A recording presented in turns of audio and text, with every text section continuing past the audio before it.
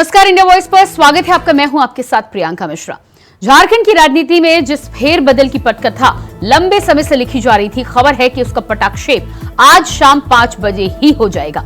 जी हां, खबर है कि चंपई सोरेन के इस्तीफे के बाद आज शाम 5 बजे ही हेमंत सोरेन की ताजपोशी हो सकती है। जिस तरह से खबरें आ रही हैं, ऐसे में साफ है कि अब तक तो शपथ ग्रहण की तैयारियां भी शुरू हो चुकी होंगी।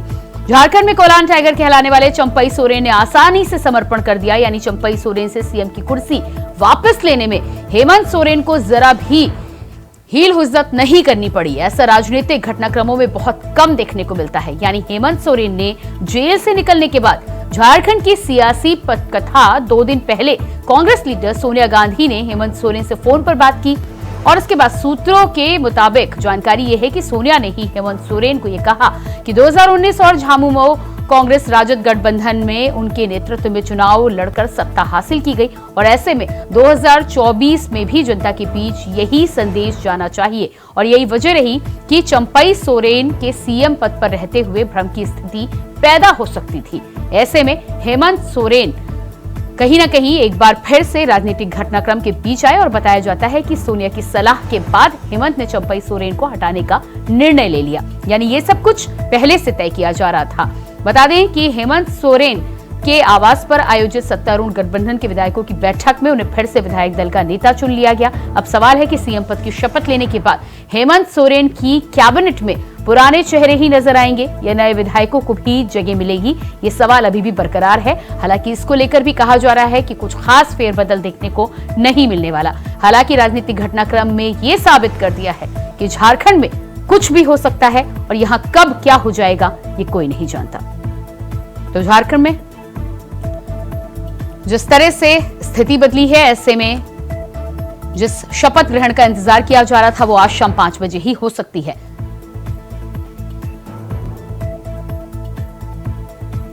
हेमंत सोरेन को 13वें मुख्यमंत्री के रूप में एक बार फिर से शपथ लेते हुए देखा जाएगा। राजभवन से न्योता मिल चुका है। तीसरी बार सीएम बनेंगे हेमंत सोरेन, इस बात पर अब पूरे तौर पर मुहर लग चुकी है। चंपई सोरेन के इस्तीफे के बाद तस्वीर बिल्कुल साफ है। 7 जुलाई को ये शपथ लेनी थी, लेकिन अब खबर निकलकर सामने आ रही है कि 7 से पहले 4 जुलाई को ही हेमंत सोरेन शपथ ले सकते हैं।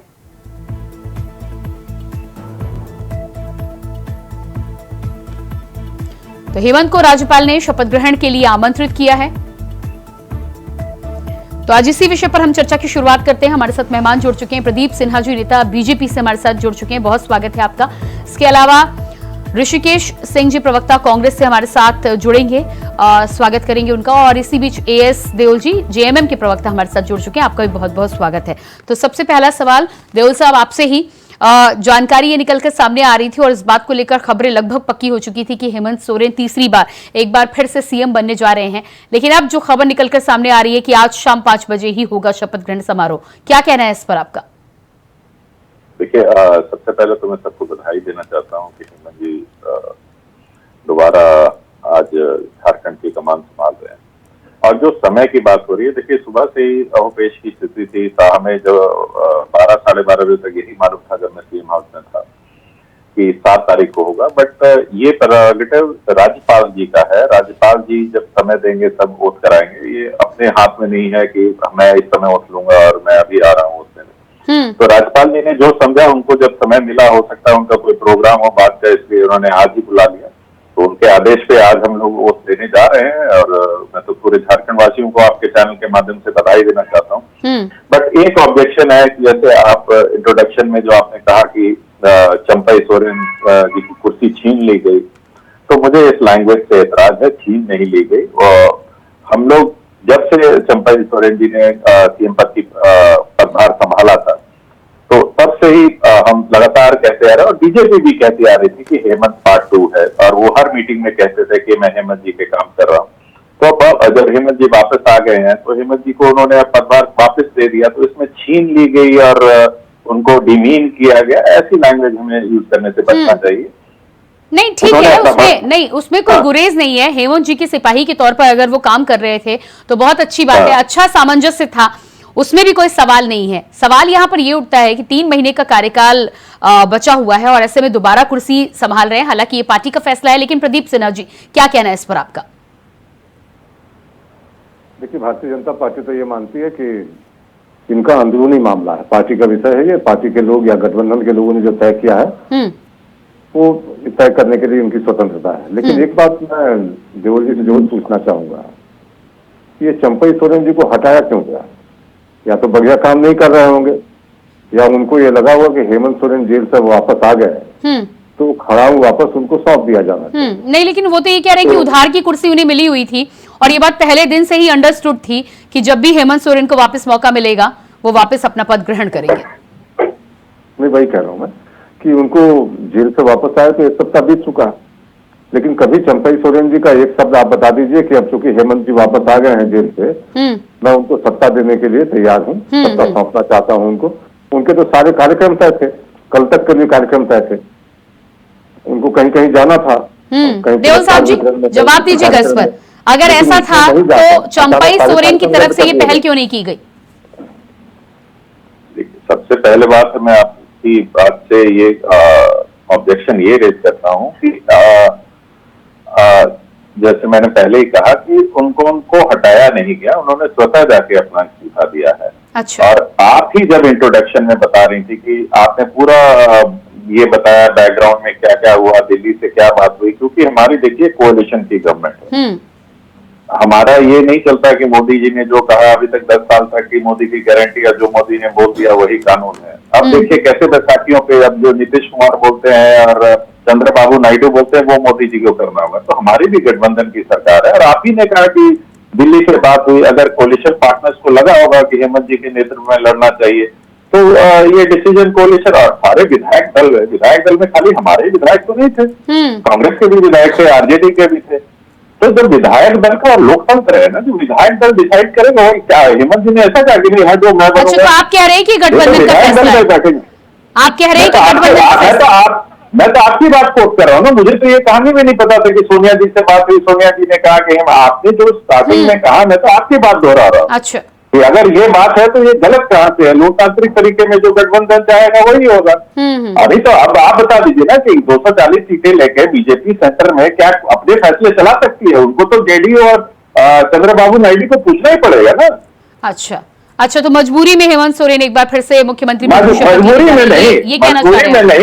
मजबूरी में नहीं, कोलिशन के फैसले पे जो सबको सर्वसम्मति से जो फैसला हुआ, इसमें मजबूरी तो मोदी जी की हो गई कि जेडीयू के आगे झुकने टिकने पड़ रहे हैं। हमने कोई, हमारा तो जो है मोदी जी परिवार की तरह मजबूरी होती है और आप गठबंधन के साथ अगर फैसला लेते तो वो आपका सामंजस्य होता है। ठीक है, मैं आपके पास आती हूँ जी। हाँ ठीक है, आती हूँ आपके पास। क्योंकि वो सरकारी इंसान जो 10 साल से अपनी चला रहा था आज मजबूर है। हमारा तो कोलिशन पहले दिन से, हम तो कॉमन मिनिमम प्रोग्राम पे काम ही कर रहे हैं। अच्छा, वहां तो कॉमन मिनिमम प्रोग्राम ही नहीं था, वो तो खाली एकमात्र प्रोग्राम था। चलिए ठीक है देओल साहब, आपके पास मैं आती हूँ। हमारे साथ वरिष्ठ पत्रकार दीपक कुमार जी भी जुड़ चुके हैं।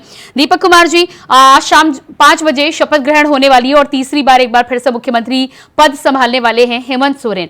अब इस फैसले के पीछे का कारण, उसके पीछे क्या वजह रही, इसको जानने की तमाम कोशिशें की जा रही हैं और कई तरह के एंगल निकल कर सामने आ रहे हैं। पहला ये कि पूर्व मुख्यमंत्री हेमंत सोरेन की तरफ से कहा गया है कि गठबंधन का फैसला है, विधायकों का ये मत था, इसकी वजह से मुख्यमंत्री पद ग्रहण करने की बात यहां पर आ रही है। सवाल बीजेपी की तरफ से आ रहा है, जिस तरह से निशिकांत दुबे जी का बयान आया है कि चंपई युग समाप्त हो गया है। अब क्या चंपई सोरेन जी का इस्तेमाल किया गया था, पहले से ये सब कुछ तय था, या वाकई में गठबंधन और सोनिया जी का फोन आने के बाद ये फैसला लिया गया है? क्या लगता है आपको? प्रियंका जी, मेरी आवाज आ रही है? जी आ रही है आपकी आवाज। दीपक जी अपनी बात रखिए। प्रियंका जी, चंपई सोरेन जो है वो बिहार के जीतन राम मांझी बन गए। अब 5 महीने वो सरकार चलाए और वापस हेमंत सोरेन जी ने उनसे सत्ता ले ली। और वाकई में चूंकि वो चंपई सोरेन की खुद की सरकार नहीं थी, वो एज ए रबड़ स्टाम्प काम कर रहे थे। लेकिन सबसे बड़ी हैरानी की बात यह है कि जहां पे हेमंत सोरेन ने कहा कि वो 81 विधानसभा की यात्रा करेंगे, अचानक बैठक होती है, फिर चंपई सोरेन जी इस्तीफा देते हैं, फिर विधायक दल के नेता बन जाते हैं। अभी हम लोग को सूचना मिली थी 2-3 बजे की 7 तारीख को वो ले सकते हैं शपथ मुख्यमंत्री पद की।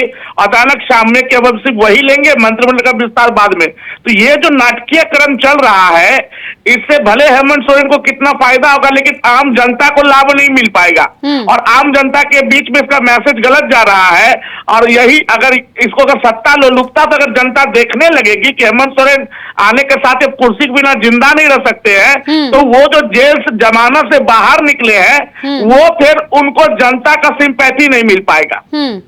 जनता ही देख रही है कि आप सत्ता कितनी बार कुर्सी मिल रही है। कुमार जी, यहाँ जनता की बात तो आप कर रहे हैं ना, यहाँ पर देओल साहब और पार्टी के तमाम प्रवक्ताओं का कहना है कि पार्टी क्या फैसला लेती, गठबंधन क्या फैसला लेती है, वो हमारा मामला है। देओल साहब जी जवाब दीजिएगा। देवल साहब जी अपना डिसीजन बता सकते हो, पार्टी का तो बोल रहे हैं, लेकिन सवाल है कि यहाँ लोकतंत्र राजतंत्र नहीं है कि जनता एक्सेप्ट कर लेगी।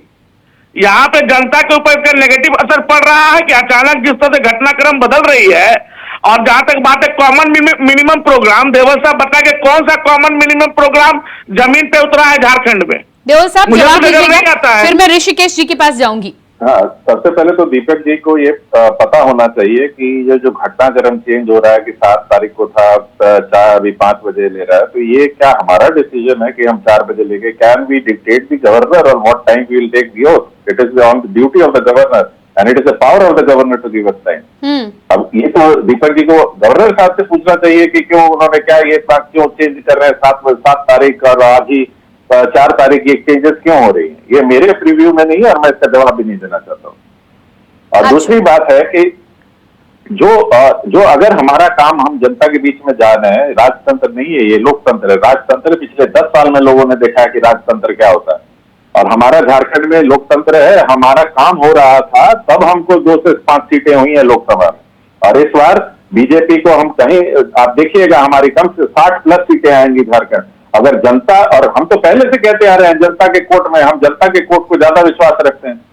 यार टीवी स्टूडियो में बैठ के किसी पे आरोप लगा देना। दीपक कुमार जी कह रहे हैं कि जिस तरह से, ठीक है उसके पीछे राज्यपाल का डिसीजन हो या कुछ भी हो, लेकिन कुर्सी तो वो ले रहे हैं। और दीपक जी कह रहे हैं कि आनंद फानन में जिस तरह से शपथ ग्रहण होगी, मंत्रिमंडल का विस्तार बाद में होगा, उसका नुकसान भी हो सकता है।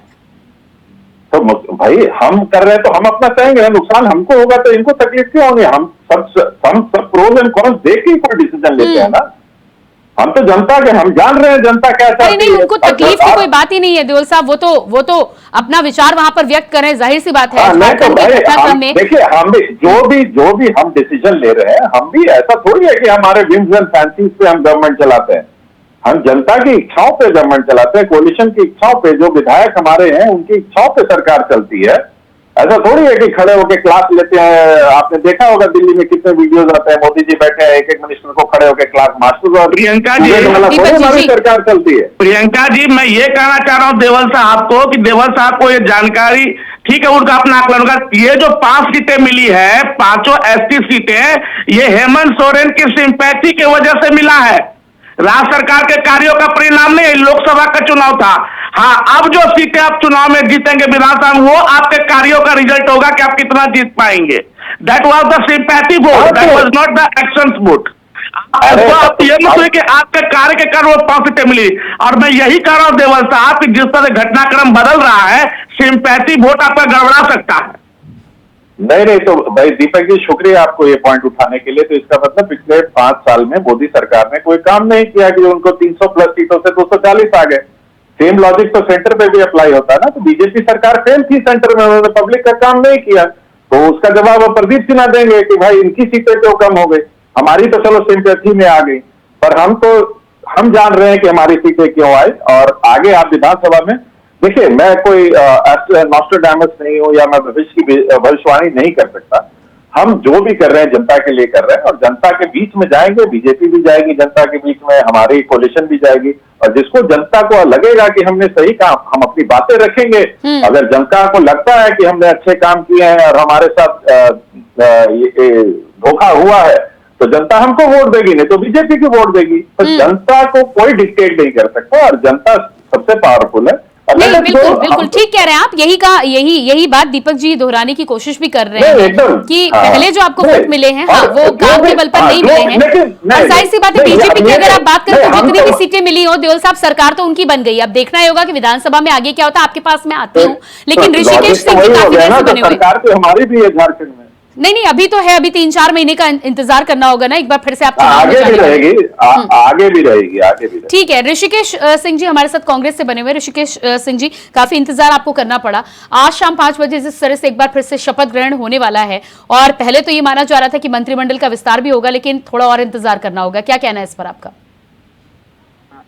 प्रियंका जी, 2019 में झारखंड की जनता ने जिसे जनमत देने का काम किया था, महागठबंधन को जनमत देने का काम किया था, और महागठबंधन का नेतृत्व उस समय हेमंत सोरेन जी कर रहे थे। आज वह पुनः मुख्यमंत्री फिर से बनने जा रहे हैं, और ऐसी नौबत क्यों आई झारखंड में कि उनको दोबारा शपथ लेना पड़ रहा है? वो भारतीय जनता पार्टी के कारण आई। ईडी का दुरुपयोग करके जिस तरह से फर्जी मामले में उनको जेल भेजा गया, और प्रियंका जी, ऋषिकेश जी अपनी बात पूरी रखिएगा, आपकी आवाज आ रही है। जेल भेजा गया, और उसके बाद माननीय हाई कोर्ट ने अच्छा, हेमंत सोरेन जी को रिहा किया, बेल दिया, और बोला कि दृष्टिया हेमंत सोरेन जी पर किसी तरह का मनी लॉन्ड्रिंग का कोई केस नहीं बनता है। दृष्टिया किसी तरह का ईडी सबूत नहीं पेश कर पाई, और जो भारतीय जनता पार्टी पिछले 5 महीनों से चिल्ला करके बोल रही थी कि हेमंत सोरेन जी भ्रष्टाचारी हैं। ठीक है ऋषिकेश सिंह जी, ठीक है, अभी अगर वो केस प्रूव नहीं हुआ है, हालांकि अदालत में वो केस अभी भी है, लेकिन इसका मतलब ये थोड़ी ना है कि अगर कहीं से कोई शिकायत आएगी तो उस पर कार्रवाई नहीं की जाएगी, क्योंकि आपकी सरकार चल रही थी। भारतीय जनता पार्टी कहीं ना कहीं कोई लूप होल मिला होगा जिसके ऊपर कार्रवाई हुई। प्रदीप जी जवाब दीजिए। हाईकोर्ट में लूप होल साबित क्यों नहीं कर पाई? प्रदीप जी जवाब दीजिएगा। भारतीय, मैंने पूरी बात शुरू कर दूं। था। एक तो इन्होंने कहा कि कॉमन, मैं आती हूँ ऋषिकेश जी आपके पास, 1 मिनट दीजिएगा जी। प्रियंका जी, एक तो इन्होंने कहा देवल जी ने कि कॉमन मिनिमम प्रोग्राम बना था, ये कब बना था और उसका ड्राफ्ट कहाँ है, ये राज्य की जनता को बता दें।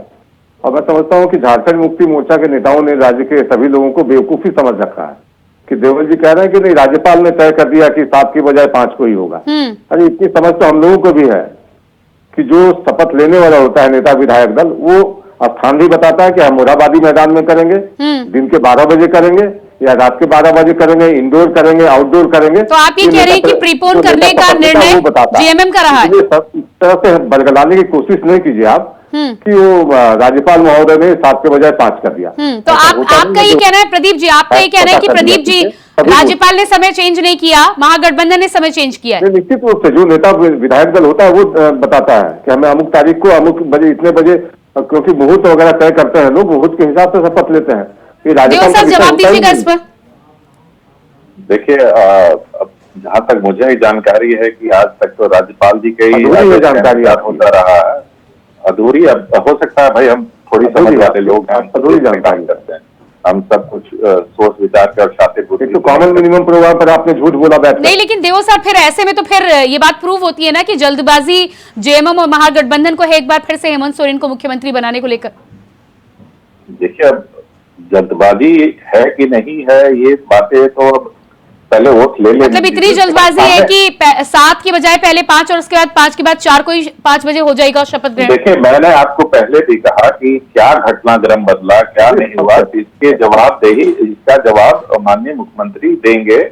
मैं इसका, क्योंकि 12:30 बजे तक आप जानते हैं सब टीवी चैनल पे चल रहा था कि 7 तारीख को, मुझे भी लास्ट तक आपके माध्यम से मुझे पता चला कि 5 बजे होता रहा, जब आपके टीवी चैनल से मुझे फोन आया, मुझे भी इसकी जानकारी नहीं थी। अब क्या घटनाक्रम हुआ, क्या नहीं हुआ, ये आप अगर डायरेक्ट सीएम हाउस या गवर्नर हाउस से किसी ऑफिशियल स्पोक्समैन से बात करेंगे तो वो बता सकते हैं ज्यादा बढ़िया।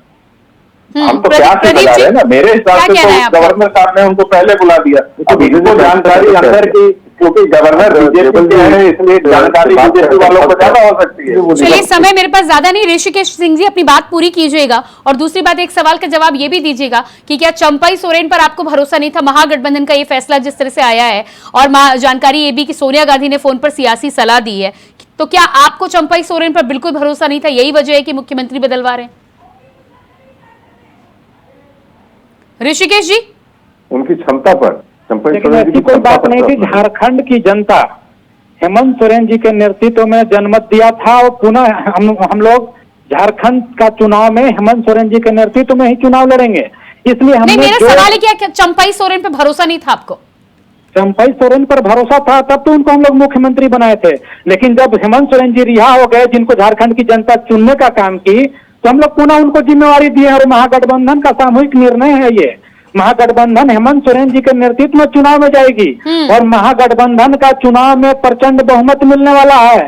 भारतीय जनता पार्टी का राजनीतिक सफाया हो जाएगा झारखंड से। प्रियंका जी, जिस तरह ये मुगालते पाले हुए थे कि एक आदिवासी का बेटा को जेल में रह करके उनको भ्रष्टाचारी साबित करेंगे, माननीय हाई कोर्ट ने निर्णय तो कर दिया, प्राइमा फेसिया बोल दिया। चलिए ऋषिकेश सिंह जी, बहुत आपको यहाँ पर बीच में रोकना चाहूंगी। इस वक्त जानकारी निकलकर सामने आ रही है कि हेमंत सोरेन के शपथ ग्रहण की पूरी तैयारियां हो चुकी हैं और अब से कुछ ही देर में हेमंत सोरेन एक बार फिर से तीसरे मुख्यमंत्री के रूप में शपथ ग्रहण करने जा रहे हैं। तैयारियां पूरी हो चुकी हैं, कुछ ही देर में तस्वीरें बिल्कुल सामने आने वाली हैं, तैयारी पूरी हो चुकी है। तो जिस तरह से, और ये तस्वीर आप देख पा रहे हैं, Jharkhand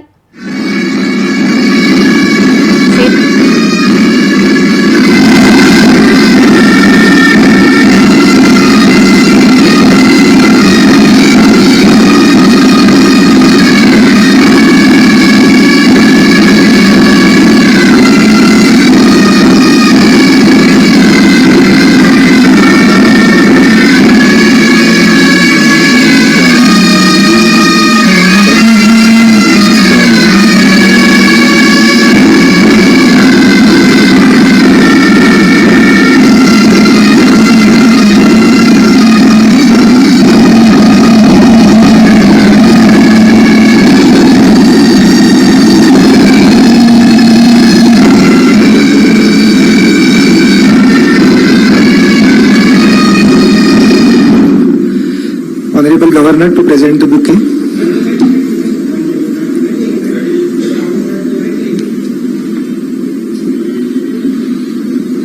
Now you can exchange the bouquets so that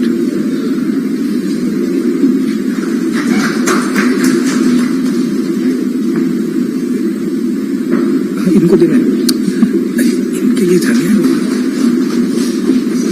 एक और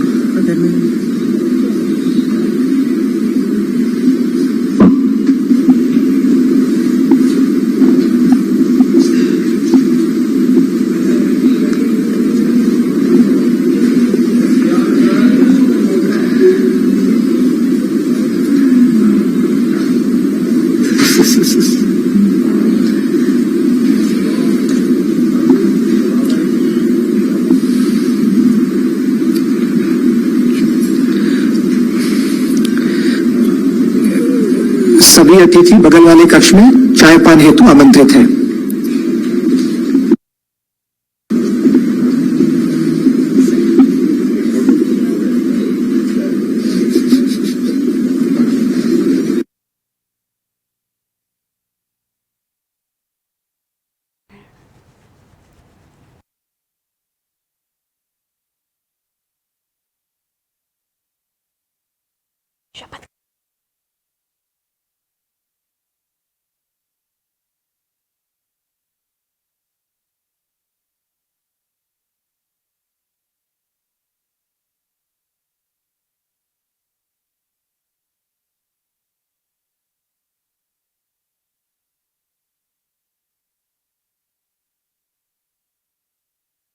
आप देख पा रहे हैं एक बार फिर से